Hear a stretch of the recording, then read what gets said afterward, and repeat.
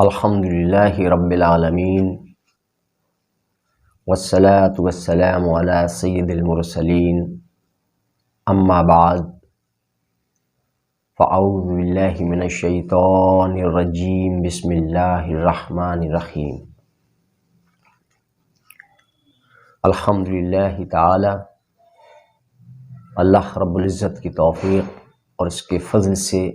آج ہم اپنی سلسلہ وار گفتگو میں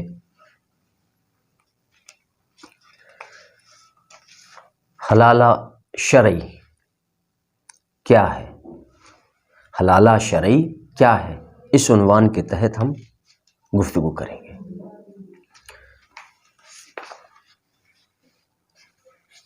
جیسا کہ اللہ تبارک و تعالیٰ قرآن مجید میں ارشاد فرماتا ہے سورہ بقرہ کی آیت نمبر 230،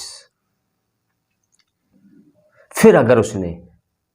تیسری مرتبہ طلاق دے دی تو اس کے بعد وہ اس کے لیے حلال نہ ہوگی یہاں تک کہ وہ کسی اور کے ساتھ نکاح نہ کر لے۔ پھر اگر وہ دوسرا جو شوہر ہے، دوسرا شوہر، پھر اگر وہ دوسرا شوہر بھی طلاق دے دے تو اب ان دونوں یعنی پہلا شوہر اور اس کی بیوی پر کوئی گناہ نہ ہوگا، وہ دوبارہ رشتہ زوجیت میں پلٹ جائیں۔ یہ سورہ بقرہ کی آیت نمبر 230 کا مفہوم میں نے بیان کیا ہے۔ اور نبی کریم صلی اللہ تعالی علیہ وآلہ وسلم نے لعنت فرمائی گدوانے والی پر اور بالوں میں بال ملانے والے اور ملانے والی پر، اور سود کھانے والے پر اور سود کھلانے والے پر، اور حلالہ کرنے والے پر، اور جس کے لیے حلالہ کیا جاتا ہے اس پر لعنت فرمائی ہے۔ یہ نسائی شریف کی حدیث ہے، اس کا حدیث نمبر ہے 3448، اور یہ بہقی سنن کبریٰ کی حدیث نمبر ہے 14185۔ اور اب ہم اس حدیث کی وضاحت بھی کر دیں تو مذکورہ بالا حدیث کا مفہوم اس طرف اشارہ کر رہا ہے کہ جس حلالے کی نیت درست نہ ہو، یعنی وہ حلالہ جو ہیلا اور فریب پر مشتمل ہو، وہ اللہ و اس کے رسول کے نزدیک لعنتی و ناپسندیدہ فعل ہے۔ یعنی کہ وہ حلالہ جو آج کل رائج کر رکھا ہے مولویوں نے، ایسا حلالہ اللہ و اس کے رسول کے نزدیک ناپسندیدہ اور لعنتی فعل ہے، کیونکہ اس حلالے کی جو نیت ہے وہ نیت درست نہیں، وہ نیت میں اس نیت میں ہیلا ہے، فریب ہے، اور اس کی نیت درست نہیں، اس لیے ایسے حلالے پر اللہ اس کے رسول لعنت فرمائی، ایسے حلالے پر۔ مثلا اگر کوئی شخص کسی مطلقہ یعنی کہ طلاق یافتہ عورت سے اس نیت اور ارادے کے ساتھ نکاح کرے کہ بعد مباشرت اس کو طلاق دے دے گا، اگر کوئی شخص یہ نیت کرے کہ مجھے چند راتیں یا ایک رات اس عورت کے ساتھ رہنا ہے، صبح تو مجھے طلاق دینی ہے یا چند دنوں کے بعد مجھے طلاق دینا، پھر یہ اپنے پہلے خاوند کے پاس چلی جائے گی اور اس سے نکاح ہو جائے گا، اس کے بعد عدت۔ تو اگر کسی نے اس ارادے اور نیت سے نکاح کیا تو اس کا نکاح ہی باطل ہے، نکاح ہی اس کا درست نہیں۔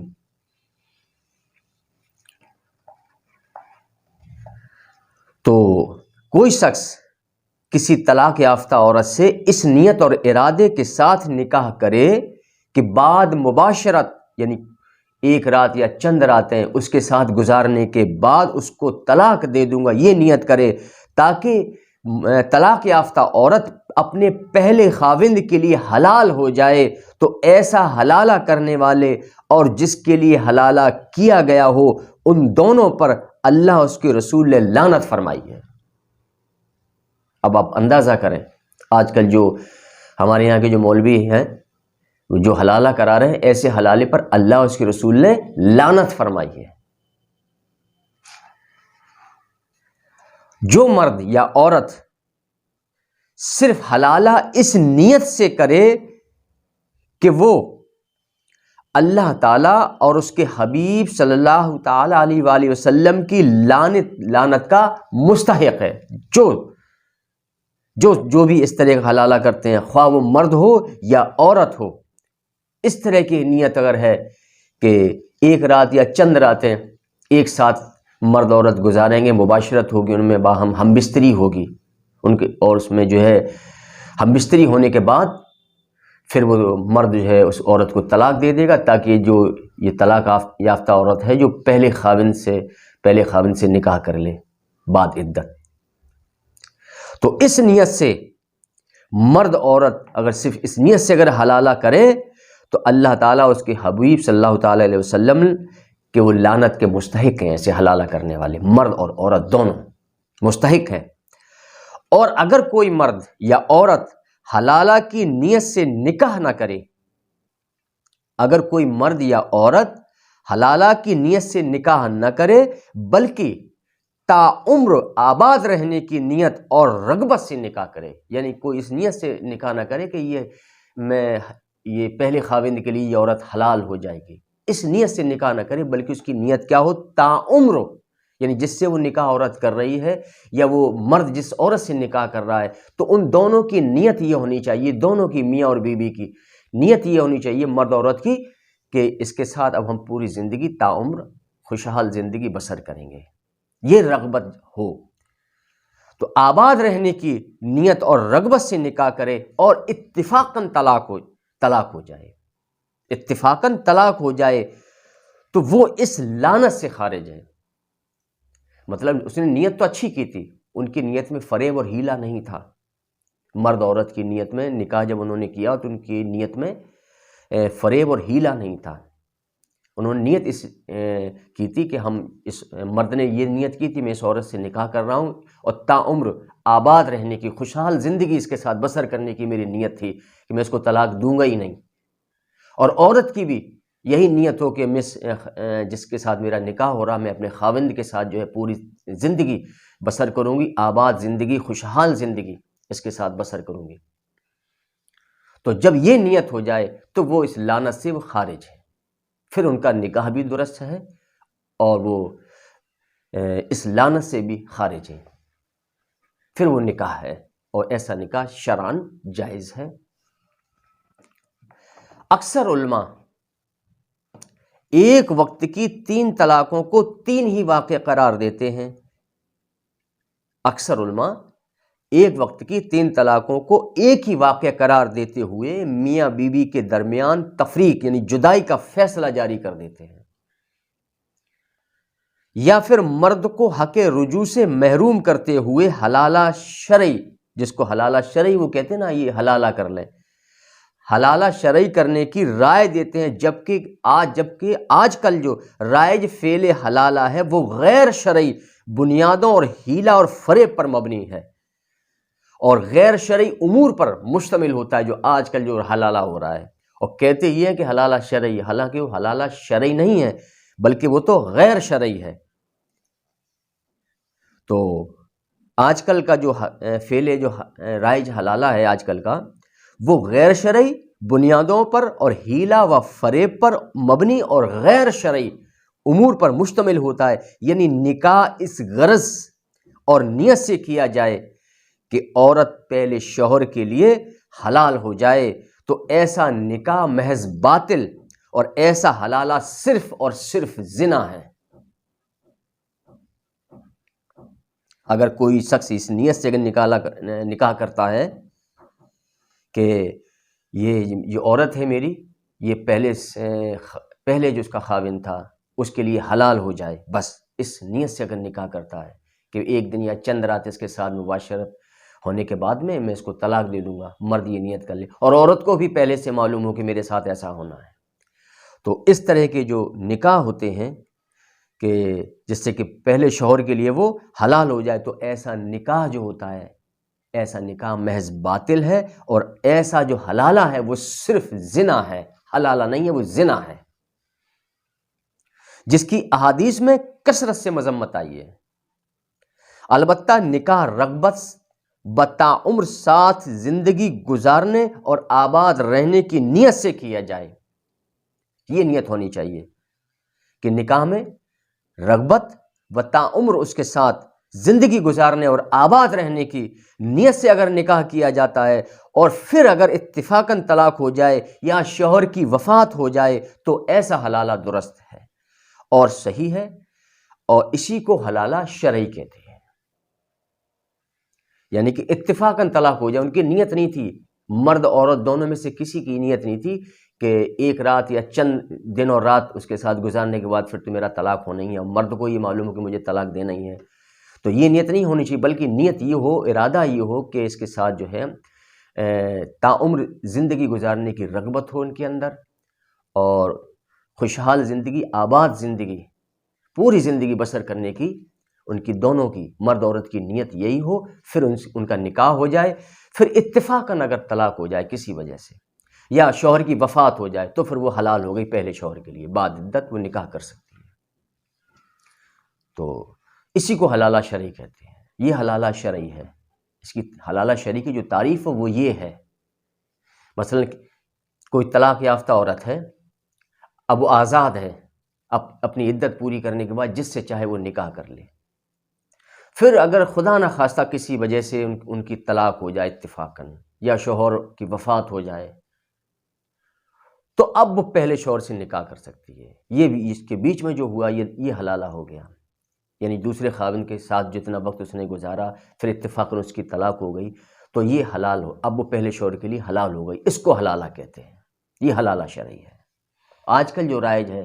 کہ جان بوجھ کر مرد سے بھی کہہ دیتے بھائی تم نکاح کر لو اور اس کے بعد اس کو طلاق دے دینا، پھر یہ پہلے شوہر کے لیے، پہلے خاوند کے لیے حلال ہو جائے گی، اسے بھی معلوم ہے مجھے طلاق دینا، تو یہ ہیلا ہو گیا، فریب ہو گیا، یہ حلالہ شرعی نہیں۔ حلالہ شرعی ہے کہ جس میں تعمر آباد زندگی گزارنے کی جس میں رغبت نہ ہو، تو وہ نکاح ہی نہیں ہوا، اور جب نکاح نہیں ہوا تو طلاق پھر کیسا حلالہ؟ جب نکاح ہی نہیں ہوا، تو طلاق کے لیے تو نکاح ہونا ضروری ہے نا، اس کا تو نکاح ہی نہیں ہوا، نکاح ہی باطل ہے اس کا، تو جب نکاح باطل ہے وہ طلاق کیسے دے سکتا ہے جس کا نکاح ہی نہیں ہوا ہو؟ اب حلالہ کی مذمت میں چند احادیث ملاحظہ فرمائیں۔ حضرت مولا علی علیہ السلام فرماتے ہیں کہ نبی کریم صلی اللہ تعالیٰ علیہ وآلہ وسلم نے حلالہ کرنے والے اور کروانے والے پر لعنت فرمائی۔ اگر یہ مولوی جو آج کل یہ حلالہ کرا رہے ہیں، اگر یہ جائز ہوتا ہے اور شرعی حلالہ اگر ہوتا تو ان پر لعنت نہیں کی جاتی، کیونکہ لعنت صرف حرام فعل پر کی جاتی ہے، حلال پر نہیں، حرام فعل پر لعنت کی جاتی ہے۔ تو اللہ کے رسول نے لعنت فرمائی ہے، جیسا کہ ایک پچھلی حدیث میں نے بیان کیا تھا جو نسائی شریف کی حدیث ہے، جس کا حدیث نمبر 3448 ہے، اور یہ جو حضرت مولا علی علیہ السلام اس کے راوی ہیں، یہ حدیث بہقی سنن کبریٰ میں ہے، جس کا حدیث نمبر ہے 14183، کہ اللہ کے رسول صلی اللہ تعالیٰ علیہ وسلم نے حلالہ کرنے والے اور کروانے والے پر لعنت فرمائی ہے۔ تو واضح ہوا کہ جو آج کل جو حلالہ رائج ہے، یہ حلالہ شرعی نہیں بلکہ غیر شرعی ہے، باطل ہے، غلط ہے، بلکہ زنا ہے، اور زنا ہے اس لیے اللہ کے رسول نے اس پر لعنت فرمائی، جو آج کل جو ہو رہا ہے۔ اگلی حدیث حضرت جابر اور حضرت مولا علی علیہ السلام فرماتے ہیں کہ نبی اکرم صلی اللہ تعالیٰ علیہ وآلہ وسلم نے حلالہ کرنے والے اور حلالہ کروانے والے پر لعنت فرمائی۔ پھر دوسری حدیث، یہ تیسری حدیث ہو گئی لعنت کی۔ ایک میں نے حضرت نسائی شریف کی حدیث بیان کی تھی، ایک بہقی سنن کبریٰ کی حدیث، اور یہ سنن ابن ماجہ میں حدیث ہے، یہ جس کا حدیث نمبر ہے 1935۔ یہ تیسری حدیث لعنت کی،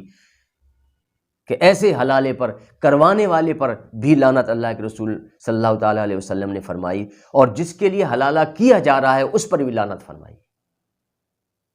تو جو لعنتی فعل ہو وہ کسی صورت جائز نہیں ہو سکتا، بلکہ وہ حرام ہوگا جس پر لعنت کی جا رہی ہے۔ اور یہ حدیث ترمذی شریف میں بھی ہے، اس کا حدیث نمبر 1119۔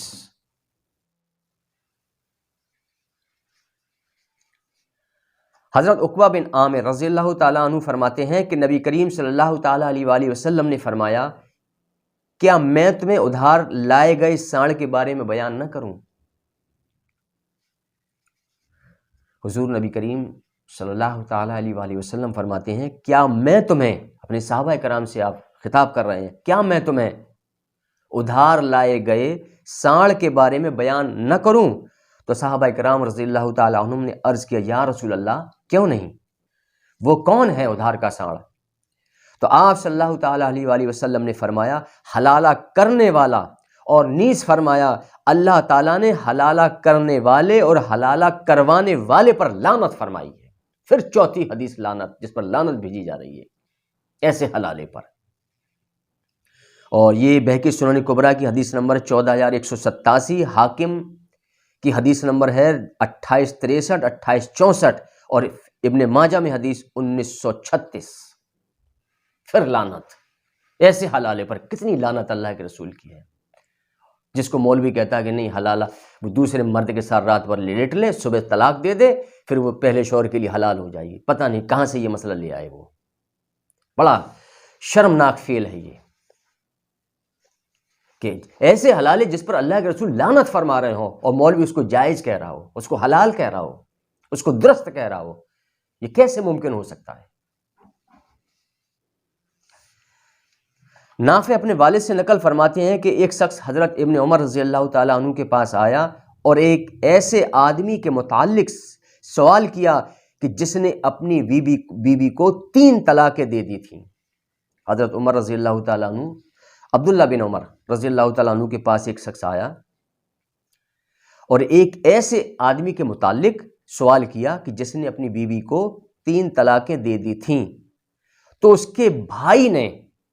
بغیر مشورے سے اس عورت سے شادی کر لی تاکہ اپنے بھائی کے لیے حلال کر دے۔ یعنی ایک شخص نے طلاق دی، 3 طلاقیں ہو گئیں اس کی پوری۔ جب 3 طلاقیں اس کی پوری ہو گئیں، اس کے بعد تو جس شخص نے طلاق دی اس کے بھائی نے اس سے نکاح کر لیا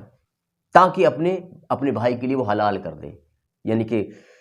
ایک رات یا چند راتیں اس کے ساتھ گزارنے کے بعد اس کو طلاق دے دے گا، پھر بعد عدت اس کے بھائی کے لیے وہ حلال ہو جائے گی۔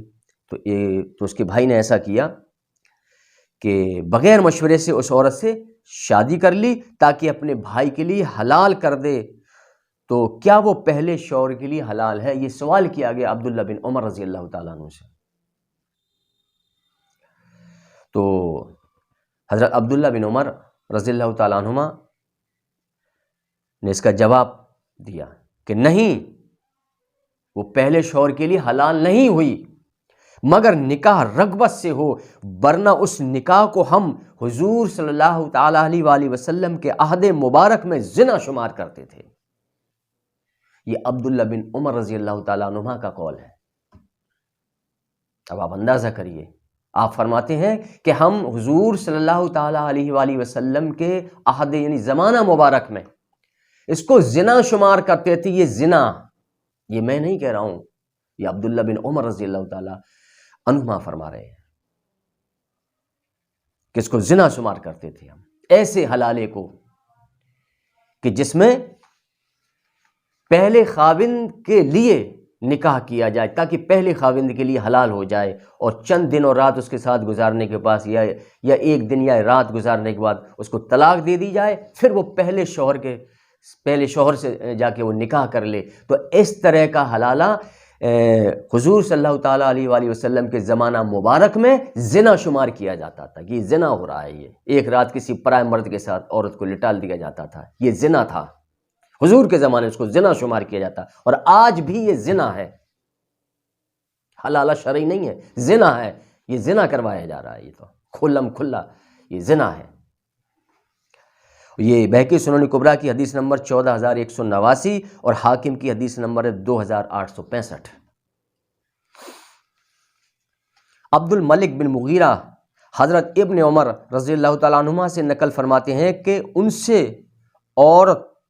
کو خاوند کے لیے حلال کرنے کے بارے میں پوچھا گیا، کہ جو ہے ان سے پوچھا گیا خاوند کے لیے حلال کرنے کے بارے میں، جب اس طرح کے جو معاملات تھے پوچھا گیا تو آپ نے فرمایا یہ زنا ہے، عورت کو خاوند کے لیے حلال کرنے کے بارے میں ان سے پوچھا گیا کہ اس طرح سے کیا حلال ہو جائے گی کہ وہ کسی دوسرے شخص سے نکاح کر لے، پھر وہ شخص اس کو جو ہے طلاق دے دے کچھ وقت کے بعد میں، جان بوجھ کر، اسے پہلے سے پتہ ہو اور اس کا ارادہ ہو، اس کی نیت بھی یہی ہو کہ مجھے تو طلاق دینی ہی دینی ہے، اسی لیے میرا اس کے ساتھ نکاح کیا جا رہا ہے، اور پھر اگر وہ اس کو جو ہے طلاق دے دے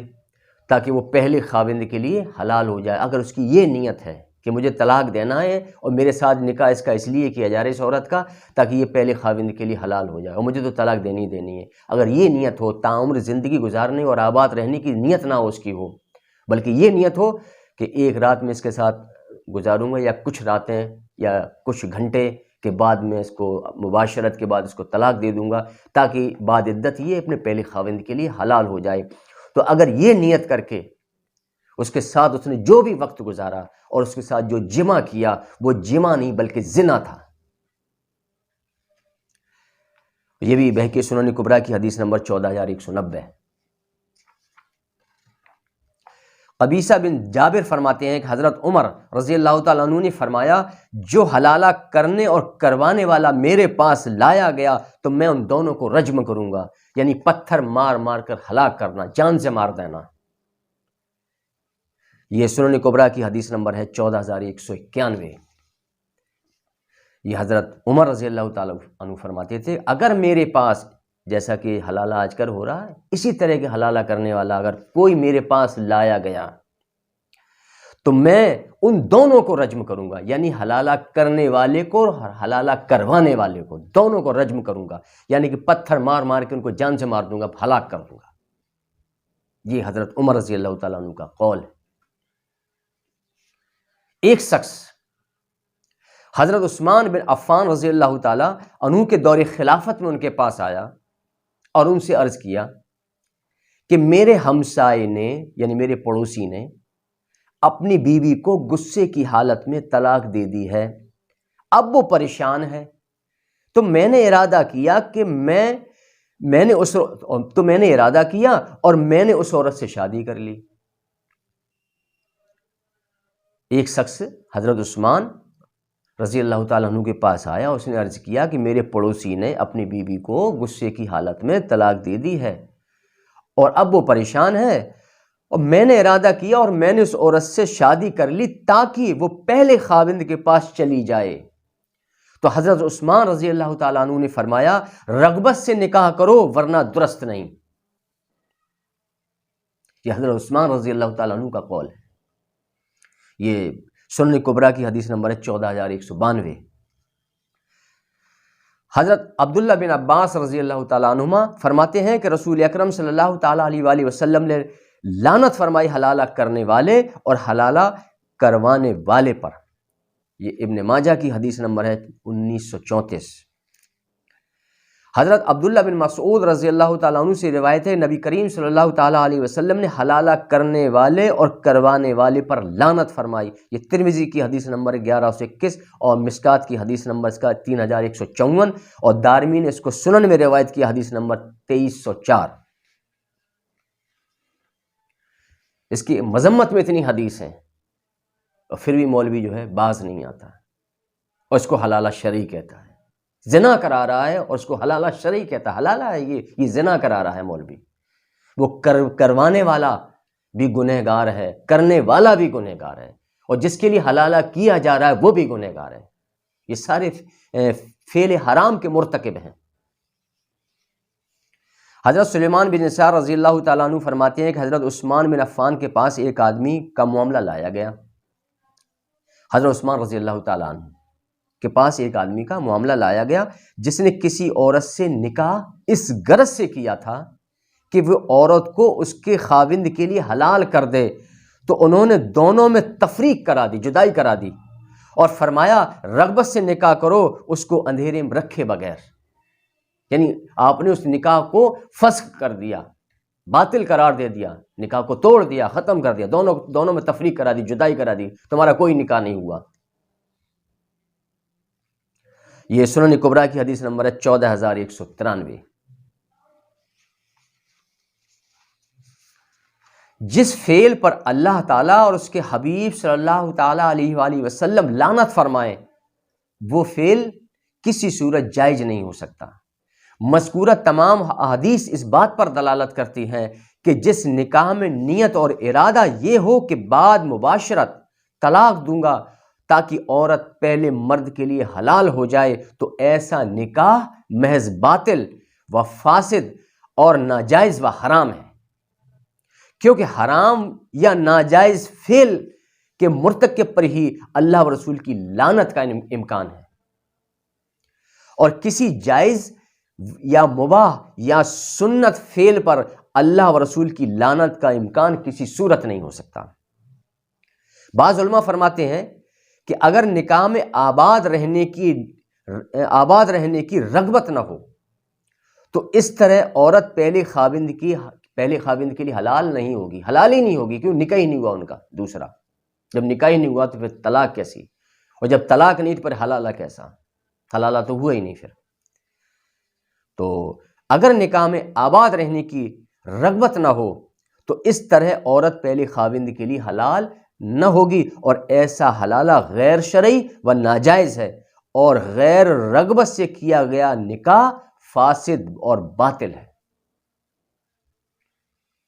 یہاں ایک بات قابل توجہ ہے کہ حلالہ شرعی جو کہ قرآن و سنت سے ثابت ہے، اور عورت کا پہلے خاوند کا زوجیت میں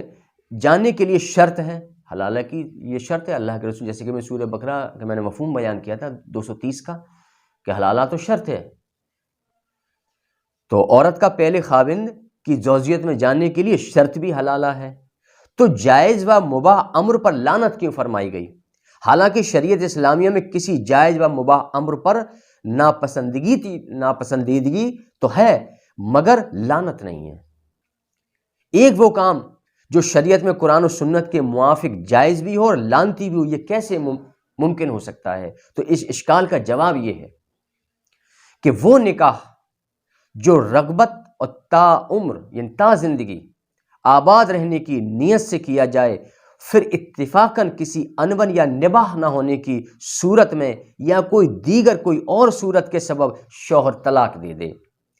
یا شوہر کی وفات ہو جائے، پھر وہ عورت عدت سے فارغ ہونے کے بعد پہلے شوہر کے لیے حلال ہو جائے گی، اس صورت کو حلالہ شرعی کہتے ہیں۔ یعنی کہ نکاح مرد کرے عورت سے، طلاق یافتہ عورت سے مرد نکاح کرے، تا عمر آباد زندگی گزارنے کی نیت سے نکاح کرے، پھر اتفاقاً کسی انمن کی وجہ سے یا نباہ نہ ہونے کی صورت یا کوئی اور صورت کے سبب شوہر طلاق دے دے یا پھر شوہر کی وفات ہو جائے، اور پھر وہ عورت عدت سے فارغ ہونے کے بعد پہلے شوہر کے لیے حلال ہوگی، اس صورت کو حلالہ شرعی کہتے ہیں، جو قرآن و سنت کے موافق ہے اور جس کا شریعت مطہرہ نے ہمیں حکم دیا ہے۔ اور اس حلالہ شرعی کے بعد عورت اپنے پہلے شوہر سے نکاح کر کے اس کی زوجیت میں پھر سے داخل ہو سکتی ہے۔ اس طرح سے یہ کنڈیشن ہونی چاہیے، یہ صورت ہونی چاہیے۔ اگر یہ صورتحال نہیں تو پھر نہ تو اس کا نکاح ہوا اور نہ طلاق نہ پھر حلالہ، بلکہ اس نے جو دوسرے مرد کے ساتھ کیا وہ بھی زنا تھا، اور بغیر حلالے کی وہ اگر پہلے خاوند کی اس طرح سے اگر غیر شرعی حلالہ سے گزرنے کے بعد اگر وہ پھر سے پہلے خاوند کی اگر زوجیت میں لوٹ آئی، یعنی عدت کے بعد اس نے پھر پہلے خاوند سے نکاح کر لیا، تو اس نے جو دوسرے مرد کے ساتھ جو راتیں گزاری ہیں وہ بھی زنا تھا، اور اب وہ پہلے خاوند کے پاس آ گئی، نکاح کر لیا اس نے، یعنی کہ اس سے جو دوسرے خاوند نے اس کو طلاق دے دی، پھر سے وہ عدت کے بعد پھر اپنے پہلے خاوند سے نکاح کر کے اس کی زوجیت میں پلٹ آئی، تو اس طرح اس نے وہاں بھی زنا کرایا، اور جب تک وہ اپنے خاوند کے ساتھ پہلے خاوند کے ساتھ رہے گی تب تک تا عمر وہ زنا کراتی رہے گی۔ یہ زنا ہے کیونکہ اس کا حلالہ نہیں ہوا جس کا حکم قرآن نے دیا، سورہ بقرہ کی آیت نمبر 230۔ اور جب حلالہ نہیں ہوا تو وہ پہلے خاوند سے نکاح ہی نہیں کر سکتی، اور اگر نکاح کر لیا اس نے تو اس کا نکاح باطل ہے، اور پھر جب تک وہ اپنے خاوند کے ساتھ رہے گی تو تب تک وہ زنا کرائے گی، یعنی دو زنا ہو گئے دو مردوں کے ساتھ، پہلے خاوند کے پاس پہنچ گئی تب بھی زنا ہے، وہ زنا کرائے گی اس سے وہ، اور جو دوسرے اس سے پہلے جو اس نے خاوند سے نکاح کیا تھا تاکہ وہ پہلے شوہر کے لیے حلال ہو جائے، تو اس کے ساتھ جو بھی چند راتیں اس نے گزاری ہوں گی وہ بھی زنا ہے، کیونکہ جب نکاح باطل ہوتا ہے پھر اس کے ساتھ جو وقت گزرتا ہے تو وہ وقت اس کے ساتھ جو بھی وہ ہم بستری کرے گا، جمع کرے گا، مباشرت کرے گا، وہ سارا زنا میں شمار کیا جائے گا۔